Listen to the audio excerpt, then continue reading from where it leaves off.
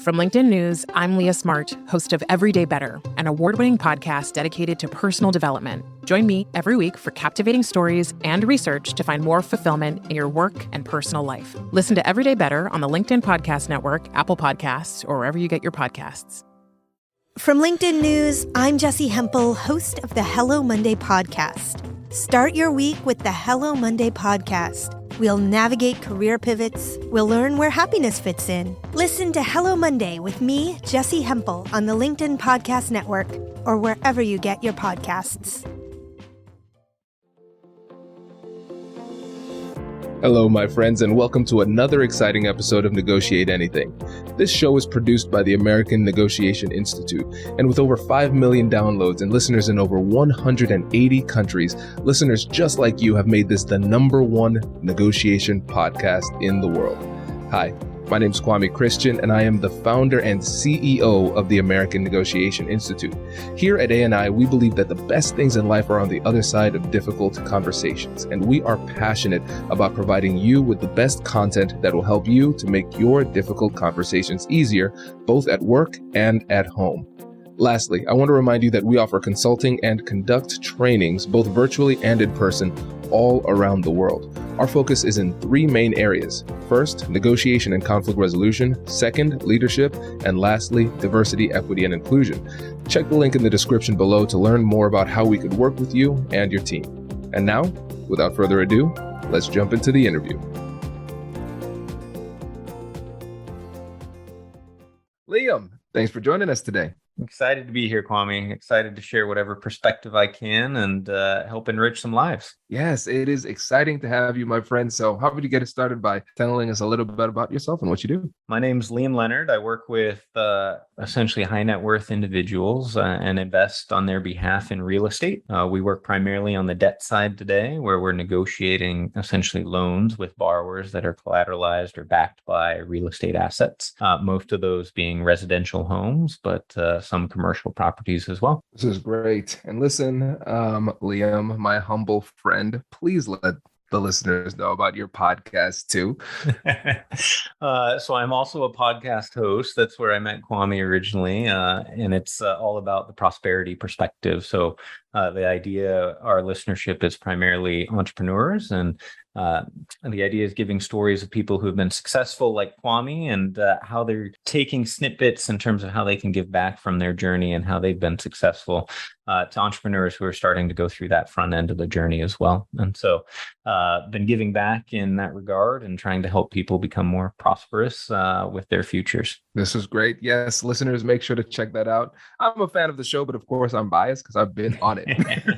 But make sure to check that out. And so there are so many different angles we could go with Liam too, because he has a background in purchasing. So I know we have a lot of listeners who are in procurement and supply chain world, and people who are in sales listening for insights on how to beat the supply chain folks in their negotiations. And then obviously with the investing and the new business that he started. But today we're going a bit of a different direction, because one of the things that has been consistent in the last few years is inconsistency. There's a lot of change happening all around the world. And in our workplaces, it makes it really difficult. And so I know Liam has gone through some changes in his company. So what we're going to do is we're going to talk in general about what those changes were. And then we're going to use this essentially as a case study to discuss how difficult conversations, negotiations played a role in making that successful. So Liam, how about you just start us off by painting the picture for what was happening on your end? Yeah, excited for this disposition with attorney Kwame here today. I say jokingly, of course. Background.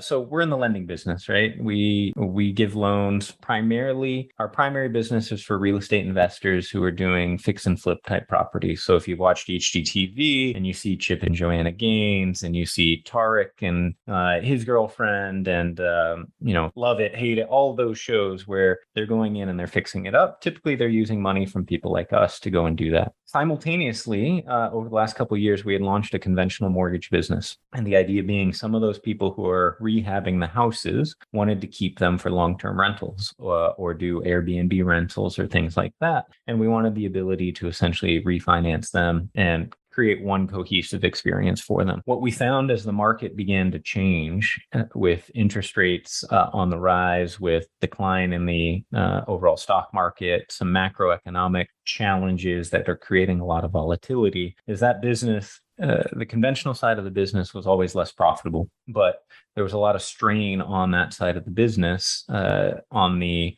supply side in terms of where we were getting the deals from and how many deals were available. And this is the conventional mortgage side that I'm talking about. So these are people who are buying houses or refinancing houses. Well, when interest rates go from 3% to 5%, no one wants to refinance. There's no need for them to refinance, right? So a lot of those transactions essentially dry up. And then from the purchases, you're looking at essentially new homeowners, people who want to go buy another home or a second home. Well, as interest rates have risen, that's made it more expensive. And as the overall appreciation in the market has increased, it's made it harder and harder for people to purchase. You couple that with a market correction and the overall purchase volume, people who are looking for homes is starting to change. So the last several years where we've been in a huge seller's market where there's been limited inventory and tons of buyers, well, the buyers' numbers are starting to shrink, and that's making it putting more pressure on that side of the business in general, where you've got the same amount of people trying to do loans for maybe a quarter,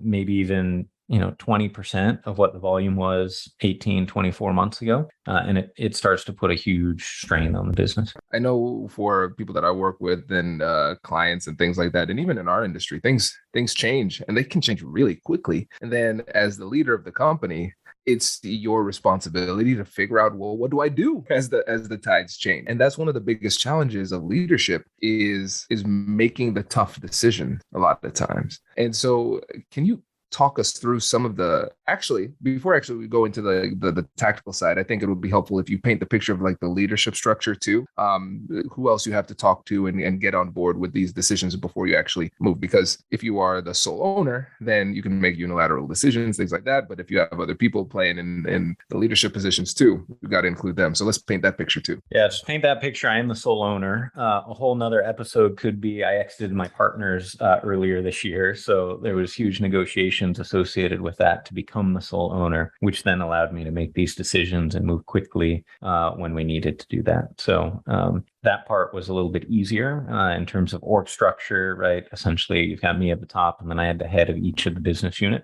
We've got 3 kind of core business units and then support functions in how we look at the business, right? We had our investor side, the people's money that we're taking care of. We had the private loans that we're doing to the real estate investors, the fix and flippers. And then we had the conventional business, which was your everyday home purchases and then support roles. And so that's kind of how we were structured there. Yes. Okay. And so what's happening in my head right now, Liam, is I'm taming the lawyer in my brain that wants to investigate the exit of the partners. But you're right. That is a whole different episode. And so let's start off with a stakeholder analysis like you just did. We have an idea of who are the interested parties. And so these are the people who are going to be affected by the change. And now when we have simplified the process as the sole owner, but still, even though you have 100%, we still have to have these conversations too. So let's now talk about some of the conversations you had to make as you were making these transitions and making these decisions. Yeah, the biggest decision and the toughest decision was actually getting out of my own way. And there were 2 things I had to get out of my own way on. Number one, as an entrepreneur, I have very high self-confidence. And so I approach things by thinking I can take it on, I can figure it out. I'm Superman almost. That was something I wanted to be able to do, right? But in that space, you're competing against Rocket Mortgage, right? Which is owned by Quicken. You're competing against all your banks. You're competing against everything you see commercials on where they're spending millions of dollars on a declining market. And you kind of scratch your head and you're like, okay, would I want to be in this business? And so that was a hard part for me as an entrepreneur to say, hey, I'm here, I can build it, I can fight, I can gain market share. When in reality, one of my board members put it to me best was, is this a business you would go buy? If you were to sell this business, how much do you think you could sell it for? Right. And when those answers are, I'm not going to buy a business in today's market, and I can't really sell this for any meaningful sum, right? The answer was pretty simple, right? Which was, why are you spending time here? And so that was the first one I had to get over. The second one was the people. we are a people first company. We want to take care of our folks. I want them to be successful. I want them to make tons of money, right? I want to be able to continue to offer more and more benefits as the company grows, et cetera. And to cut a whole division felt disingenuous to that. And again, it was another board conversation where it was, do you realize how you're holding these folks back? And when you change the frame to, no, I want to fight for them and keep them on, to I'm holding them back, it was like, oh, right. And I knew the business wasn't as profitable as the other side. I knew there were market conditions that were impacting it. And as such, I wasn't investing as much of my time on that side of the business. I was kind of letting it do its own thing. And the people who were on that side of the business who wanted to grow and be successful in their careers, I effectively wasn't supporting anymore. I wasn't helping them drive process. I wasn't helping them create differentiation. I wasn't helping them be competitive in a changing market. And as such, made it very difficult, right, for them, if I was to go on the other side, to be like, why would I be with this company? Right? This company isn't really supporting me in my goals or my objectives. And so when I flip that and say I'm holding them back, then that conversation became really easy. Right. And when you have to have conversations with those folks that you're inevitably letting go because it doesn't fit with the direction you're headed, you can do it genuinely and with a full heart, right? To essentially say, look, your goal is to be a conventional loan officer. You want to be great at it. You want to be able to offer those products to the widest range of people. We can't help you there anymore, right? Like, I've held you back from that. And I'd love to be able to help you go find your next role with your next company where you can be successful in what you want to do. But unfortunately, it's not here anymore because we're headed in a different direction. And still being able to support that person in a meaningful way to achieve their goals, right? With acknowledging that you're just not the best person for that anymore, right? And it goes back to that hero savior mentality of being the entrepreneur, and that I have to fight with, right? To say, no, I'm going to be the best boss and everyone's better off with me. Well, that simply isn't the case, right? And being honest and true with yourself to say, you know, hey, it probably makes sense for you to go a different road, was conversations we had to have. Does your company invest in professional development training? If you believe that your team would benefit from a negotiation workshop, all you need to do is go to our website, fill out the workshop request form, and then we'll set up a time to chat. These workshops are completely customizable, and we've done them all around the country. Negotiation and conflict resolution skills are beneficial across all professions, but they're especially useful in procurement, purchasing, sales, sourcing, and contract management. Our calendar is filling up quickly, and we even have some workshops scheduled for next year. If you think you might want one, I'd suggest reaching out soon so you don't miss out. Check out the link in the description to learn more, and we will be right back after this.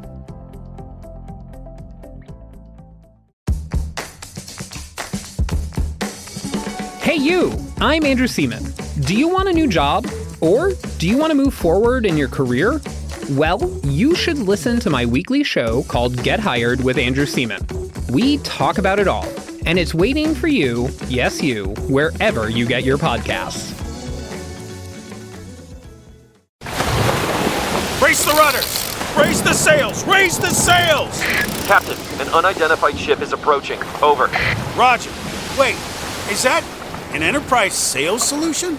Reach sales professionals, not professional sailors. With LinkedIn ads, you can target the right people by industry, job title, and more. We'll even give you a $100 credit on your next campaign. Get started today at linkedin.com/marketer. Terms and conditions apply. Oh, Liam, why did we not have this podcast like 2 years ago? This would have been very helpful. This would have been incredibly helpful because for so many reasons. But I think one of the things here is just recognizing that some of the things that are the best part of you can be supreme liabilities in other areas. Because as an entrepreneur, you kind of have to have that edge on you. I'm willing to take on the world and I can do all these types of things. And you have that. And that's good. You have to have that little bit in you. But then that same mentality can make you believe that you can outthink, outmaneuver your way out of an outmaneuverable situation, right? You can't, I cannot win in an unwinnable situation, right? And so what's fascinating to me about this story is that you needed help to see that in order for you to make the right decision. And that board helped you to change your perspective so you could do what needed to be done. And so can you tell us a little bit about your mindset before the board had these conversations with you, and then your mindset after? Let's go deeper into that. Yeah, so headed into the board conversation, in the back of my mind, I knew something wasn't right, right? And there was an element where the business was, hovering around break even, profitable some months, unprofitable other months when you're looking at it in a silo. We changed some of the leadership positions to hopefully get someone new in there who could deliver on process, deliver on business building, to be competitive. And it wasn't working, right? And the idea of bringing someone in there was so that I wouldn't have to invest the time, because that's not where my focus was. So there was something back of mind with me that was always like, I'm holding on to something that is holding me back almost, right? But it was the people and it was myself. And so going into the board meeting, right, I essentially had a conversation of like, hey, this is something I think maybe we should do. And, here's what a tentative transition plan looks like. And the board basically looked at me and they're like, you know what you have to do. You just need to do it. Right. And they walked me through a couple questions. And, one board member was like, he asked a couple questions and then he goes, okay, it's a done deal. We all agree. Like, you need to just go do this. And it was like 2 minutes, right? Like, no more conversation needed. You just need to go. And it was like, huh. Right. And so the challenge for me in the entrepreneurial side, right, it's lonely at the top and there's no one to help act as that sounding board. And so I created a board to effectively be that sounding board. And that's exactly how that dynamic worked out, right? In terms of helping me understand some of these reframes of what's holding me back and keeping me and the company at mediocrity, keeping others at mediocrity where I'm holding them back from what they want to achieve, and really aligning and going, where we can be most successful. So the conversation with the board, I've prepped them to be brutal and honest, right? There's no benefit to me for them to sugarcoat things. And so that's where they come back and essentially in 2 minutes say, you need to cut an entire division, and how quick can you do it? Wow. This is incredible. And so I heard this great saying last year. They said the universe whispers before it yells. And I had breakfast with a buddy, Lance Tyson, who was a guest on the podcast this morning, and who was a guest on the podcast a few months ago. And he said, I have a board. And he described essentially the same scenario, like a similar scenario that you did. Like, hey, this helps me to think better, like think more thoroughly. And now you're saying it. So I'm like, okay, so the American Negotiation Institute will get a board. I think it's settled. So thank you for this. And listeners, no, I haven't forgotten about you. I will be your advocate, but I'm taking my coaching right now. Okay. And the other thing too, now let's make this actionable for everybody else. When it comes to being really persuasive, one of the things that I've realized is that you need to be persuadable. You need to be willing and open to be persuaded. And I love the fact that you, even though you have that entrepreneurial edge where you believe in yourself, you also believe in your own limitations as a regular mortal should, right? And that's why you have the board. You have them there for a purpose, to give you hard truths. And then they gave you the hard truths, and you were humble enough to accept it and then move on. And I think this is something that is kind of, people brush over this a lot. Hey, you get good advice, listen to it. But it's really not that simple. And I know for me, I'll just speak for myself here. I know there were times in my life where people would give me good advice, but I would resist. And I had to grow a little bit more in order to accept that advice, even though it didn't feel good, and then make the decision. And so for you, can you tell us a little bit about what helped you to get into that mentality where you could accept hard truths and make the necessary adjustments? For me, that goes all the way back to childhood. And part of my upbringing, my dad was born and raised in Hong Kong and brought very much if you've heard of Tiger Mom type of persona to how I grew up. I've got two younger brothers who grew up in the same kind of environment, and we just pushed each other all the time. And so there was no place for weakness. There was no place for failure. There was no place for, you couldn't hide. So if you came up with an excuse or you came up with any self-pity, you were berated, and you were driven till you actually made a change, or you acknowledged that, something in this was for you. For me, we didn't talk a lot about the background, but I played soccer at a very high level growing up, represented the US over in Europe in a couple tournaments, and down in South America, representing youth national kind of interest.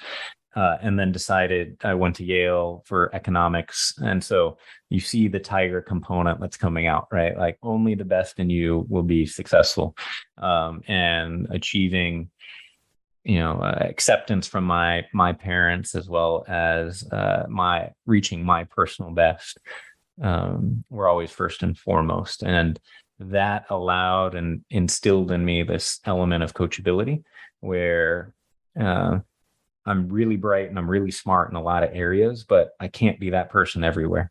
So how do I take the knowledge and learning from everyone else and bring it all together, right? And know that someone else might have something to offer. In fact, I have a sticky note that was on my desk for a long time, right? Which was like, find the nugget that everyone has to offer you. I try to take away something in every conversation, right? Regardless of walk of life, where they're coming from, there's something you can gain from all of that. And when you take that perspective in, you're constantly looking at ways to improve yourself. That coupled with religious background for me. And so as a Christian, I'm imperfect. And when you acknowledge that you're imperfect, there's only one way to continue to improve, right? And setting the baseline effectively low and saying, hey, I'm going to build up from there, has been very successful for me. I grew up in the corporate world. I worked at Nestle, Pepsi, T-Mobile. In order to be successful in the team, you've got to know how to negotiate your way around politics. You've got to know how to maneuver and take feedback. You've got to know which one to be actionable upon, which one to leave at the wayside. And so had a lot of training to prepare myself for that decision going into the board, right? And that conversation with the board.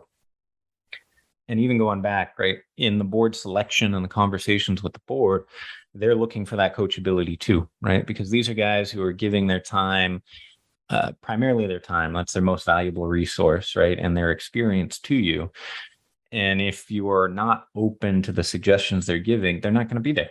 There's no reason for them to be there, right? If you think you've got it all figured out, or you're good, and you don't take the feedback, and you don't honestly and authentically try to take it to heart, you're not going to have a board that's actually going to be successful for you. And so that's how I was able to get the members on the board in the first place, right? Was to be able to say, this is how I think, I fit in. This is where my limitations are. This is where your expertise is, where I think you can add a ton of value that I want to tap into, and creating this mutual situation where they can learn and they can be part of an amazing company who's growing really fast, and, be rewarded for that. And on the flip side, I get to tap into their time and experience. This is a great answer. And I'll synthesize why it's such a great answer in just one sentence. It was learned. It was learned. I would have hated for you to have said, I've just always been this way. I'm like, Liam, what good are you? Right?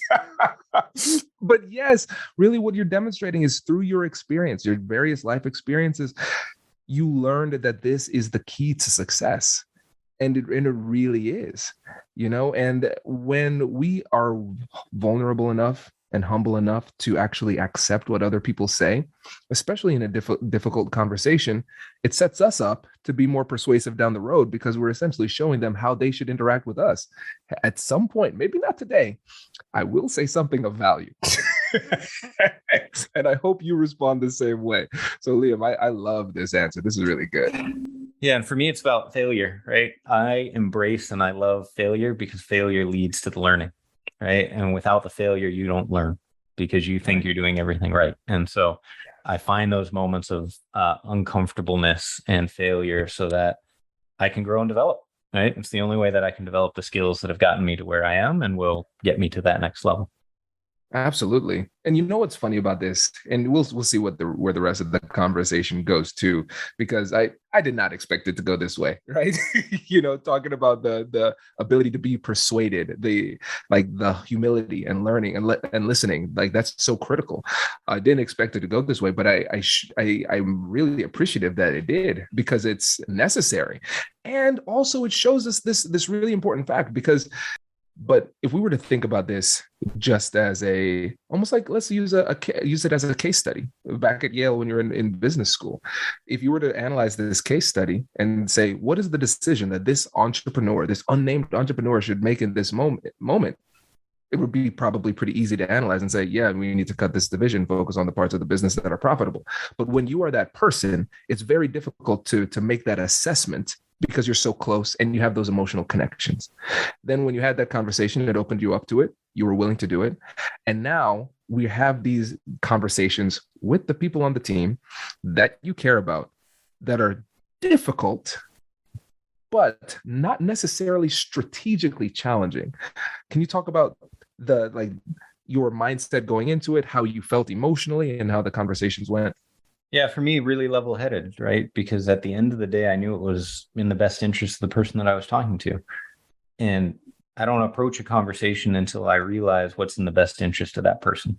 And once you establish that it's in the best interest of that person not to be with your company, it's very easy to have the conversation to say, this probably isn't the right place for you. And how do I support you to get where you want to go? What does that look like? Do you know if you know where you want to be, let me help you. I've got a very vast network. I know a ton of people. I can help support you to get you where you want to go. And so those are easy conversations to essentially have,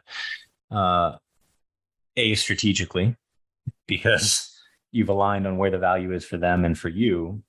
And then emotionally, you're approaching it as very grounded and very heartfelt, coming with the best interest of that person in mind. One of those conversations was led by a manager who didn't quite feel that piece, felt like he could still save the person and wanted that person to still be here. That conversation did not go well, because they didn't realize that the value, where that fit, and hadn't come to grips personally with having that conversation. And so then once you start getting asked questions from the person you're having that difficult conversation with, you don't have a foundation for which to respond in any meaningful way, and the conversation deteriorates rapidly. But when you're there, right? And one of the people asked me, they were like, you mean I need to find a different job? And I'm like, you get to find a different job with a company that's going to best support you. And I'd love to help you, right? If you want to stay in that area, I've got 3 or 4 recommendations that I can make for you and get you set up, right? You're a strong performer and want you to continue to succeed.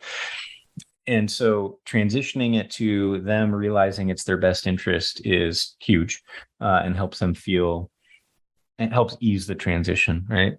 Now, they don't all go smoothly, right? People don't like the idea of someone telling them that they're not worth it, right? At the end of the day, I think that's what it boils down to, right? We strive to be worth it. So we do a lot of things to gain favor from people or positive impression that take us in different directions. And I think on the other side, when you hear something that you feel is like you're not worth it, or you are being let go, or this job is no longer here, is really tough. And I think it's just an acknowledgement that you're delivering tough news and people need time to process, and people process information very differently. And so you can't approach the conversation the same way for every single person. It's got to be tailor-made to how they're going to respond, right? And so that emotional or defensive person, great, we need to deliver the news, and then we need to have a follow-up conversation, right, to help them understand and see, and give them some time to process all of it, right? And that's very different than the analytical person who you can probably walk through how this is going to be better for them on that call, and they walk away being like, makes perfect sense, when do I go, right? Different, right? So I think, but it's being grounded. If I was to synthesize, be grounded in, you're doing the best thing for them, and what that looks like, right? And even people who aren't performing, right? Eventually I get to that spot of this is the best thing for them. right? Either they're not addressing things in their home life or their professional life that need to be addressed, and they're using this as a crutch. Well, if I continue to be that crutch for them and allow them to continue on accepting mediocrity, how does that benefit them, right? How is their self-worth ever increased, right? How are they ever going to resolve the problems, right? And it's not my job to solve the problem for them, but I certainly shouldn't be enabling them with a problem that, I've been able to identify or see. Oh man, this is so good. I feel like this has turned into a therapy session for me. This is hitting home in ways that you have no idea. This is great. This is great. And I know a lot of the listeners are having that same kind of revelation because you've simplified it. Because what's interesting about this is that a lot of times people come to the content, to the TED Talk, the books, whatever, and they're looking for a silver bullet. They're like, how do I have this conversation? How do I have the conversation? How do I have the conversation? And what they're looking for is an answer that they want to hear. They're looking for the solution that they want, but the solution that they want doesn't exist. Because what they're looking for is really something that predominantly and primarily assuages their emotional discomfort. I know I need to have this difficult conversation. I know exactly what decision I need to make. I know exactly how this needs to end, but I am terrified of this conversation and I'm afraid of how they're going to respond. And I don't want to put them in distress. So Kwame, can you come up with a solution that makes me emotionally okay with whatever happens and the other person respond really well to it? No. I can't do that. And you articulated it really well because these conversations, strategically speaking, are not that complex. They're just emotionally very, very heavy. You have to tailor it to the person who's in front of you. Different people will respond differently, but there's no way to make this palatable and enjoyable for the people involved. And once we come to terms with that, then we can do what we need to do. And then I love this point, focusing on what is best for both parties. You have to protect your interests, of course, but then you realize that even though they might not like the decision you're making in the moment, you can still sleep well at night, knowing that in the long run, this is the best decision for them too. I think this is a brilliant approach, Liam. Yeah, when you come to the conversation from a place of power, right? Meaning you have clarity on what you're doing, why you're doing it, why it fits, how they fit in. Their reaction is not a input into that consideration set, right? Because you don't control their actions, right? From a place of power, they will react the way that they will react. And yes, there's a way I'd prefer them to react. But at the end of the day, I'm very confident in why I've made the decision, how I'm making it, that I'm looking out for them. And if they don't see that, that's unfortunate. But I feel really good about how I've approached it. Oh, I love this. Liam, brother, this is good. This is very, very good. And I know listeners are saying, man, it stinks that Liam has to go. I wish he had a podcast or something. Can you remind them about the business, how they can get in touch with you, and about the show, of course? Yeah. So to listen to my podcast, you can go to theprosperityperspective.com and find the podcast there where we're talking with successful entrepreneurs to give tips to those entrepreneurs who are going through something similar or early stages themselves. To get in touch with me, you can reach out to me on the show there, or you can send me an email at liam.leonard@dmlcap.com. Kwame can put that into the show notes for you so you can get it there. But happy to chat with people who want to know more, or if I can help in any way enrich your lives, would be happy to do so. Liam, I appreciate it. This was great. You have a good one. Thanks, Kwame. Take care. Congratulations, you've just joined an elite club. By listening to a full episode, you're now officially on the Negotiate Anything team. So welcome aboard. What most team members do is they subscribe to the podcast because that allows them to automatically get the latest episodes of the show. The best things in life lie on the other side of difficult conversations. Keep learning, keep practicing, and keep getting better. Your relationships will improve, your career will soar, and you'll have the confidence you need to get the most out of these crucial conversations. Again, thank you for joining the team. We're excited to have you, and I will see you in the next episode. I'll catch you later.